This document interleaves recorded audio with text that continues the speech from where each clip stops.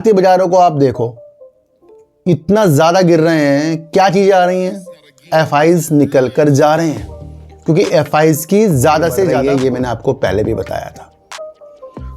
परमाणु बिजली संयंत्र स्थापित करने के लिए एनटीपीसी काफ़ी अच्छा वर्क भी कर रही है, ये मैंने आपको। और एक बड़ी चीज़, छोटी चीज़ अपने को बड़ा कब करेगी? जब वो अपने साथ बहुत कुछ अच्छा करती जाएगी। उसके लिए उसे सालों लग जाएंगे। कंपनियां देश में पहले ही बड़ी हैं और कुछ कंपनियां उसके लिए अपनी और एक सीमा को जोड़ती जा रही है, वो है परमाणु ऊर्जा की तरफ। फिर गिरावट जब 2, 4, 5 महीने की होती है तो ऐसा लगता है कि अपना लॉन्ग टर्म शॉर्ट टर्म हो गया। आसानी से कोई भी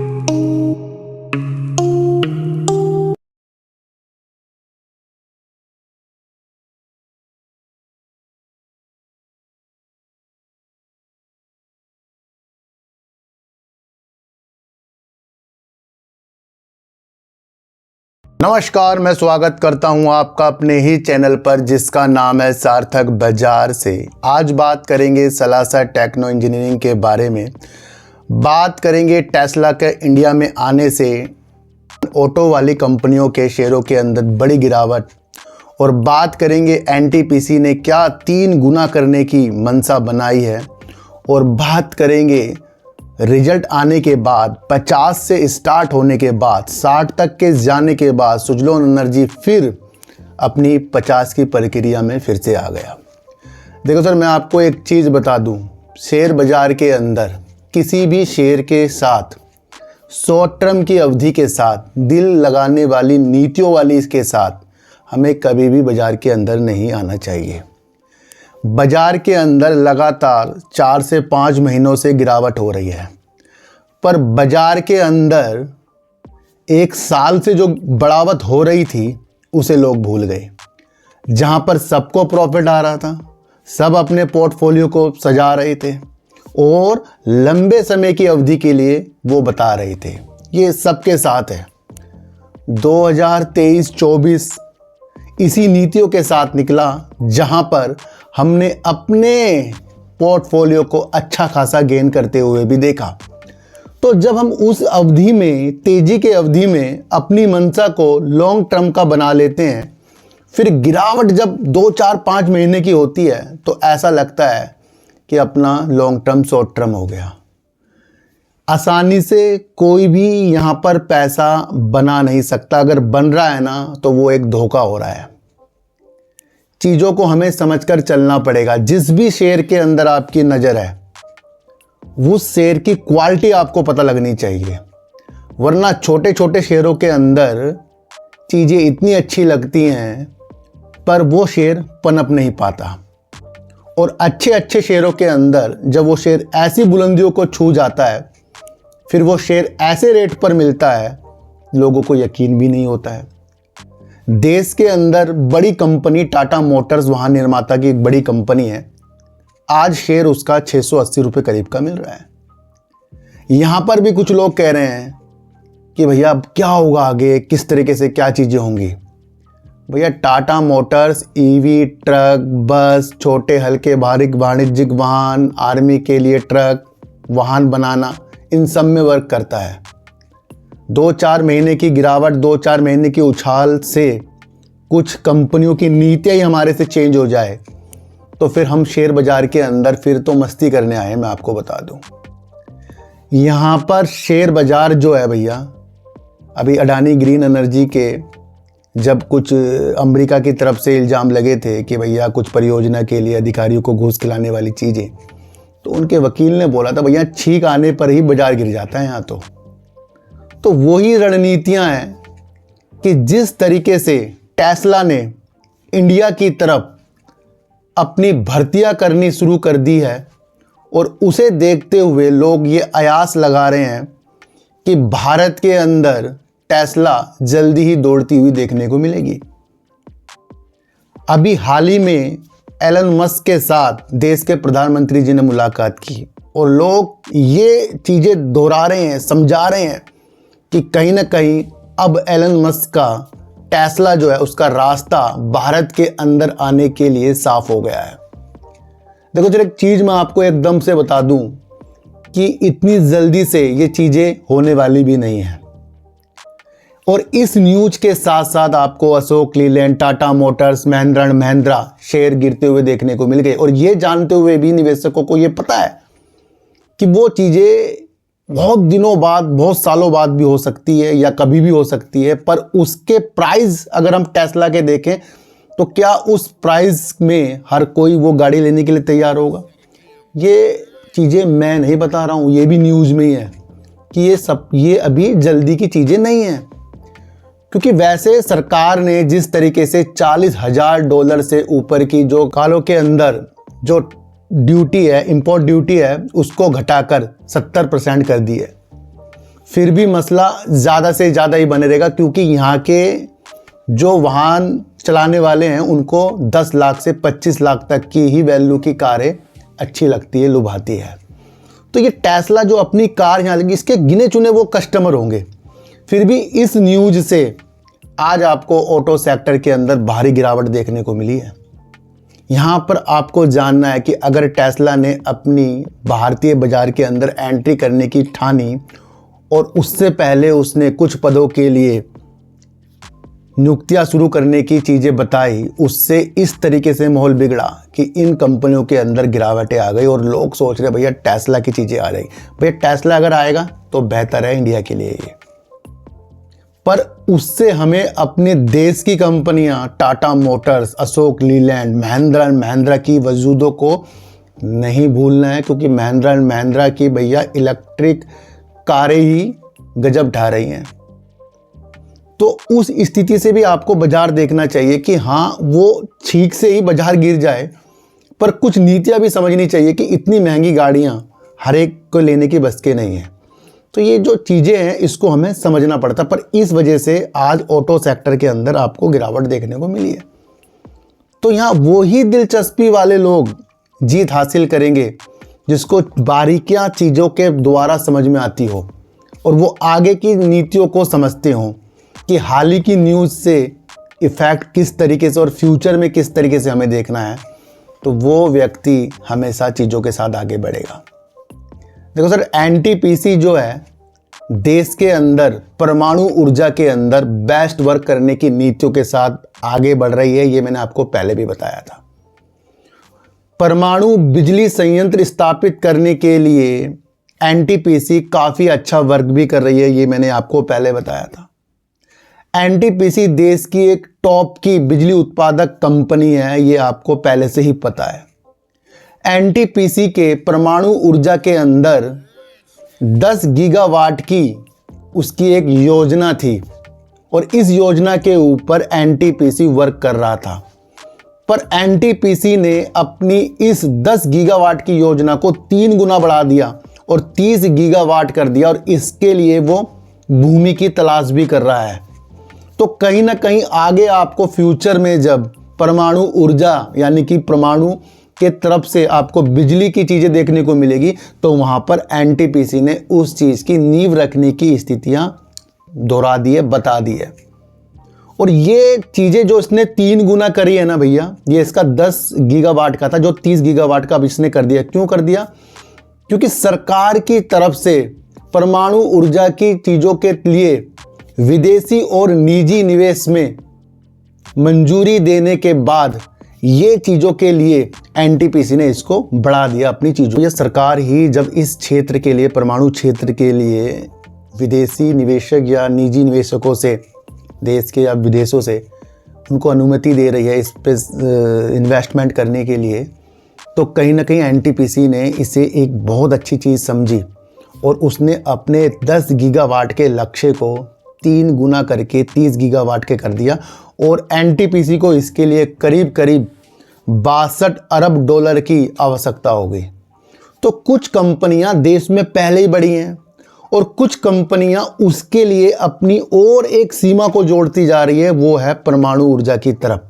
तो यहाँ से आज हमने एनटीपीसी के मकसद को समझ लिया, जो अपनी परमाणु संयंत्र के लिए 62 अरब डॉलर की योजना और 30 गीगावाट की योजना इस क्षेत्र के लिए बना रहा है।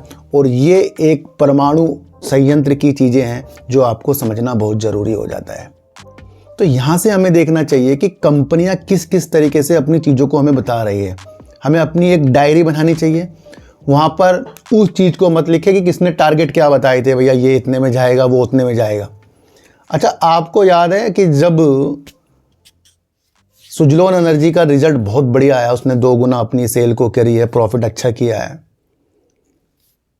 किस किस व्यक्तियों ने आपके लिए उसके अंदर वीडियो बनाई होगी, पर आपने क्या मेरी उस वक्त की वीडियो देखी थी जब मैं आपको बार बार चीज़ों के साथ बता रहा था कि भैया लक्ष्य 2030 के हैं, उसके लिए चीज़ें हो रही हैं। और उसके बाद जो एक इंटरव्यू सुजलोन एनर्जी की तरफ से दिया गया था, वहाँ पर उसने 2030 के लक्ष्य ही बताए थे और कितनी पवन ऊर्जा के अंदर अभी क्षमता है और कितनी आगे जाकर होगी, पूरे उसकी जो 500 गीगावाट के अंदर मिलेगी। तो वो सारी रणनीतियाँ बताने से मकसद यही होता है कि ये चीज़ें जो हो जाती हैं फ्यूचर की हो जाती हैं। और उसी वक्त मैंने आपको कहा था कि आपको किसी के चक्करों में नहीं आना है जो आपको बहुत अलग अलग तरीक़ों से इस रिजल्ट को बताए। क्या हुआ, 50 से शुरू हुआ था शेयर, 58 करीब पहुंचा शायद, फिर दोबारा 50 से ही आ गया। तो उस हिसाब से भी आपको कुछ चीज़ों को देखना चाहिए। पवन ऊर्जा देश के अंदर एक अच्छी नवकरणीय ऊर्जा है, जिसके अंदर सुजलोन एनर्जी एक अच्छा देश का और वैश्विक खिलाड़ी है, जिसकी अगर हम क्षमता देखें 20.9 गीगावाट की है और इसकी ऑर्डर बुक 5 गीगावाट से भी ज़्यादा है और आगे भी ऑर्डर जीतने की मंशा इसकी जारी रहेगी। तो अपने तरफ से सुजलोन एनर्जी तो सारी चीज़ें वर्क कर रहा है, पर यहीं पर जो शेयर प्राइस के अंदर हम गुमराह हो रहे हैं, वहाँ भैया कुछ और भी खरीदने बेचने से नीतियाँ ऊपर नीचे की होती हैं, ये आपको पता है। खरीदने बेचने से चीज़ें ऊपर नीचे हो जाती हैं। तो यहाँ कंपनी क्या कर लेगी, आप ये बताइए। आज मैं बहुत पैसे वाला हूँ, किसी शेयर को मैं खरीदूँगा, बहुत पैसा है तो उसको मैं ऊपर ले जा सकता हूँ। और आज मैंने अच्छी पोजीशन किसी चीज़ के अंदर बना रखी है तो उसे मैं गिरा सकता हूँ। तो यहाँ कंपनी क्या कर लेगी, कंपनी तो अपनी तरफ से बहुत बेस्ट वर्क कर रही है। अब भारतीय बाज़ारों को आप देखो, इतना ज़्यादा गिर रहे हैं, क्या चीज़ें आ रही हैं, एफआईज निकल कर जा रहे हैं, क्योंकि एफआईज की ज़्यादा से ज़्यादा पोजीशन शेयरों के अंदर बनी पड़ी है। वो बेच रहे हैं इसलिए बाज़ार गिर रहा है, कल को फिर आएंगे बाज़ार फिर भाग जाएगा। तो यहाँ कंपनियाँ क्या कर लेगी, जो कंपनियाँ अच्छा वर्क कर रही हैं और उसके शेयर प्राइस में कुछ खरीद और बेच से चीज़ें हो रही हैं, तो वहाँ कंपनी कुछ भी नहीं कर सकती। कंपनी का शेयर प्राइस ऊपर नीचे हो सकता है।